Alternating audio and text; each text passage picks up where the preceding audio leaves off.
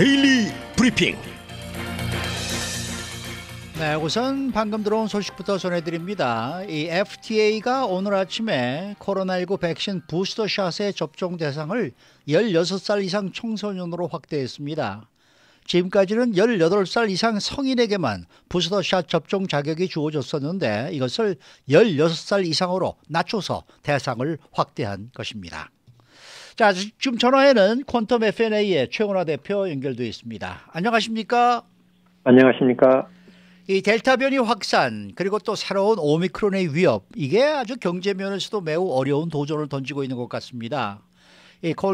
제롬 파월 의장이 인플레이션을 잡기 위해서 이 테이퍼링을 가속화한다라고 이제 발표하면서 내년도에 이제 금리 인상으로까지 이어질 것이라는 전망이 우세한데, 만약에 이 코로나19로 인해서 경제가 다시 봉쇄에 들어가고 소비가 줄게 되면은 이 경제는 연준의 긴축 정책과 또 코로나19로 인한 위축으로 이중고를 겪어낼 가능성이 올라갈 수 있다라는 진단도 나오고 있습니다. 어떻게 생각하십니까? 오늘 마침 비가 오잖아요. 네. 저희가 비가 안 올 때 생활이 좋은 일이 많이 있는데, 네. 그러다 보면 이제 가뭄을 걱정하잖아요. 그러다가 비가 오면 가뭄이 해결된다고 좋아하는 것보다는 비가 와서 불편하다고 또 걱정하죠. 네. 교통사고도 많이 나고요. 네. 아마 경제정책이 그와 좀 비슷한 지금 상황이 아닌가 생각이 들어서 말씀을 드린 건데, 네. 이중고가 맞아요. 이중고가 맞고, 오히려 하나를 더해서 지금 삼중고라고 할 수 있어요. 아하. 무슨 얘기냐면, 이미 지난 5월에 소비 성장세는 정점을 찍었습니다. 네. 그래서 그 이후에 지금 성장세가 이제 낮아지고 있고, 심지어는 이제 성장세를 지나서 하락세를 또 예견하는 그런 사람들도 있는데, 이렇게 되면은 긴축 정책, 그 다음에 델타 변이의 확산과 오미크론에 대한 불확실성, 여기에다가 이제 소비가 둔화되는 분위기다라고 합치면 완전히 삼중고가 되겠죠. 네. 그래서 이제 우리 라디오 코리아의 애청자분들께서는 여기서 여러 번 제가 말씀드려서 기억하시겠지만, 인플레이션의 반대는 바로 경기 하락, 또 둔화, 더 나아가서 침체를 의미합니다. 네. 그래서 인플레이션을 걱정하시는 분들 입장에서는 인플레이션이 그렇게 걱정이 되면 경기 침체를 각오하더라도 인플레이션을 막아야 되겠다, 이제 이렇게 생각을 해야 된다고 몇 번 말씀드렸는데, 맞아요. 네, 그러셨어요. 네, 지금 현재 상황은 연준이 그런 입장인 거예요. 이제는 경기 침체를 안 가져오겠다라고 하지만 약간의 경기 침체의 위험을 안더라도 여기서 인플레이션을 이제 좀 억제를 해야 되겠다 하는 입장이고, 그런데 타이밍상으로 이제 이런 문제가 생긴 거죠. 오미크론이라고 하는 새로운 변수가 발생을 했고, 미국은 우리 바이든 대통령이 여기에 대해서 뭐 추가 봉쇄라든지 이런 걸 경제 활동에 지장이 되는 결정이나 정책을 하지 않겠다라고 얘기를 하고 있는데 반해서 유럽만 해도 지금 오미크론까지 나오니까 또다시 봉쇄가 일어나는 현상이 있고, 또 아시아권에 우리 미국의 수출을 많이 하는 생산 국가들도 지금 더 봉쇄에 들어가는 그런 현상이 나타나고 있죠. 네. 그렇게 되면 이제 저희가 수학 공식을 좀 한번 얘기를 해보면 이렇게 되겠죠. 소비는 비록 둔화하고 있다 그러지만 팬데믹 기간보다는 지금 상당히 높은 수준의 소비가 일어나고 있으니까 당연히 가격 상승의 압력이 그쪽에서 일어나는데, 만약에 생산 기지에 지금 중심이 되어 있는 동남아시아 국가들과 중국 쪽에 이러한 봉쇄가 일어나서 생산에 더 차질이 생기면 공급 부족 현상이 심화되면서 가격이 더 오르게 되겠죠. 더 오르겠죠. 네. 네. 자, 이런 상황에서 긴축 정책을 안 한다라고 얘기하는 것은 사실 상당한 도박이 되는 수밖에 없는 거고, 그러다 보니까 이제 긴축 정책을 쓰겠다는 선언을 했고, 드디어 연준에서도 이제는 이 인플레이션 현상의 일시적이라는 표현을 앞으로 쓰지 않겠다라는 이제 이런 말까지 할 정도니까, 네. 결국은 지금 저희 소비자들이나 또는 사업하시는 분들 입장에서는 이 부분은 연준의 방향의 의미를 확실하게 받아들이셔야 되는 단계라고 보고 있습니다. 그러면 소비도 줄어들 것을 각오를 해야 되고, 그 다음에 소비는 또 이중도를 겪는 게 가격이 올라서 또 줄어드는 면도 있어요.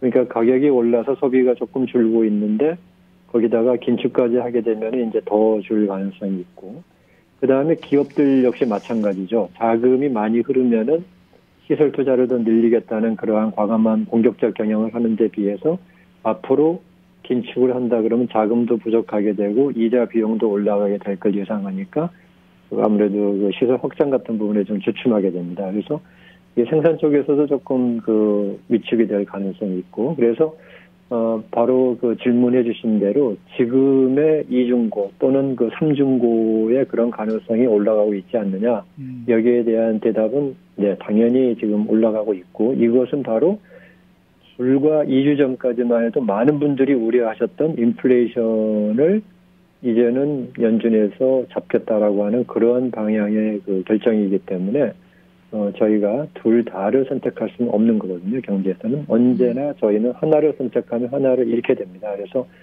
이 부분은 이제 인플레이션 부분을 잡기 위해서는 경기 하락의 위험 또는 더 나아가서 경기 침체의 위험까지도 지금 생기고 있다. 이렇게 이해를 하셔야 될 것 같습니다. 네. 거기에 더해서 고용 부분은 좀 어떻습니까? 오미크론 때문에 다시 원격 근무가 증가할 것이라는 예상도 나오고 있고, 뭐 구인난은 계속해서 지속될 것이다 이런 얘기가 나오고 있거든요. 그렇게 되면은 고용 회복에 주춤해지면서 경제 전반에 좀 악재가 되지 않을까 싶기도 하고요. 네, 아주 그 중요한 부분을 지적하셨는데, 이 고용 부분도 굉장히 그 일반인들이 이해하시기가 어렵습니다.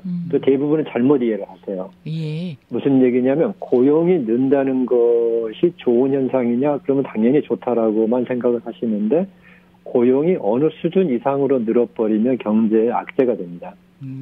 그렇습니까? 그 수준이 어느 수준이냐면은 이 경제학에서 이제 신문이나 라디오를 통해서 많이 들으시겠지만은 완전 고용이라는 표현이 있어요. 네. 경제학에서.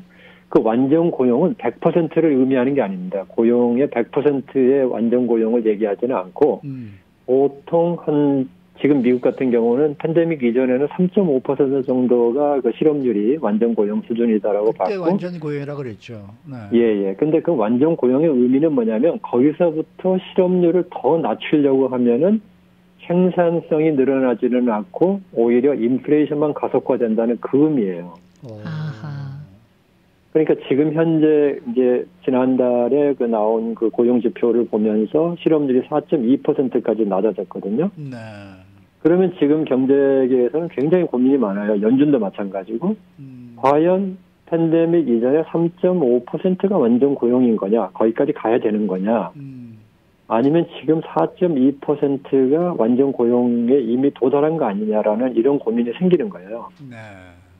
그런데 지금 우리 방금 전에 질문에서도 우리가 얘기를 나눴지만 인플레이션이 점점 심해지고 있다라고 하는 의미에서 본다 그러면 이미 완전 고용을 넘어섰다라고까지 주장할 수 있거든요.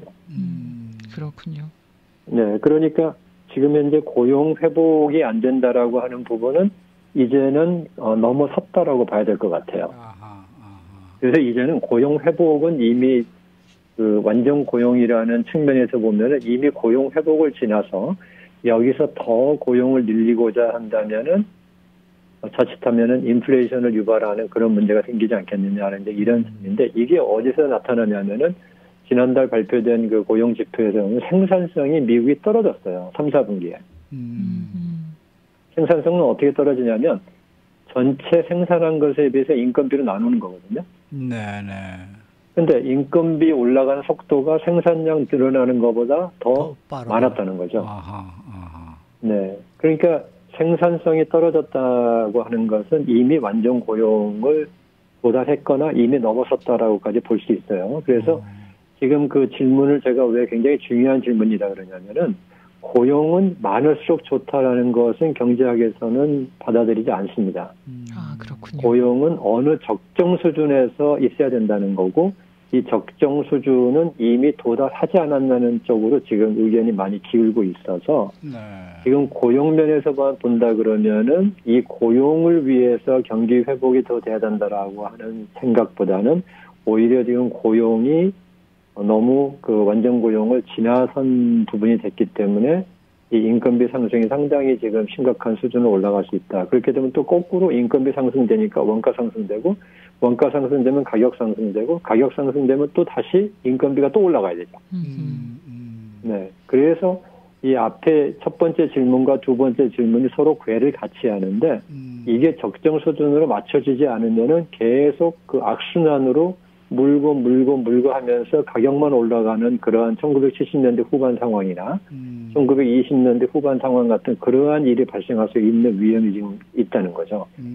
그래서 이제 고용 문제는 결론적으로 말씀드리면 지금 거의 완전 고용 수준에 들어갔다라고 봐야 되고, 여기서 오히려 경기를 약간 둔화시켜 줌으로 해서 이제 긴축 정책 같은 걸 통해 가지고 경제의 균형점을 찾는 그런 단계에 도달한 것이 아니냐.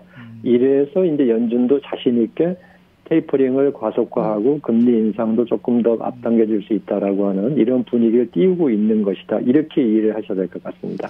그것이 그러니까 오늘 아침에 발표된 이 지난주 실업 수당 청구 건수가 18만 4천 건으로 지금 52년 만에 최저치 기록을 또 갈아치웠다. 이런 보도가 지금 나와서 저희도 전해드렸었는데 이것도 같은 맥락으로 해석을 해야 되나요?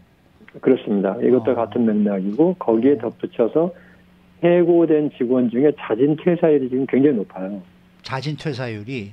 네. 그 말은 뭐냐면 직원들 입장에서는 얼마든지 그만둘 자신이 있다는 거죠. 그렇게 되면 자진 퇴사율이 높아요. 보통 자진 퇴사율이 평균적으로 한 50% 정도 되는데 전체 그만둔 사람 중에서 요즘은 70%를 넘어 있습니다. 그러니까 그만큼 지금 고용시장이 지나치게 과열돼 있다라는 그런 표현이 바로 거기서 나오는 그 해석들이거든요. 그래서 그 같은 맥락으로 이해를 하실 수 있겠습니다. 그러면은 자진해서 퇴사를 하게 되면은 원래는 실업수당을 신청할 수가 없는 거죠? 맞습니다. 그래서 퇴사율이 높은데도 실업수당 청구율이 낮은 것은 바로 그 자진 퇴사한 사람들은 실업수당 청구를 할 일도 없고 대부분 자진 퇴사하시는 분들은 뭐냐면 이직을 하시는 거죠. 네. 그러니까 자진 퇴사하고 딴 직장으로 가시는 거예요. 더 좋은 조건을 찾아서 이제 그런 특히 지금 그 서비스 업계, 호텔 업계라든지 식당 업계는 그 자진 퇴사율이 굉장히 높다고 지금 통계로 나오거든요. 네. 그래서 그분들은 지금 뭐 다니던 식당을 그만두시고 다른 식당으로 더 좋은 조건을 주니까 가시고 이제 이런 일이 자주 일어나고 있다는 거죠. 알겠습니다. 제가 뭐 지금 여쭤보고 싶은 얘기가 훨씬 더 많은데 시간이 없어서 여기서 또 줄여야 될 것 같습니다. 오늘 말씀 잘 들었습니다. 네, 감사합니다. 네, 지금 퀀텀 FNA의 최원하 대표와 함께했습니다.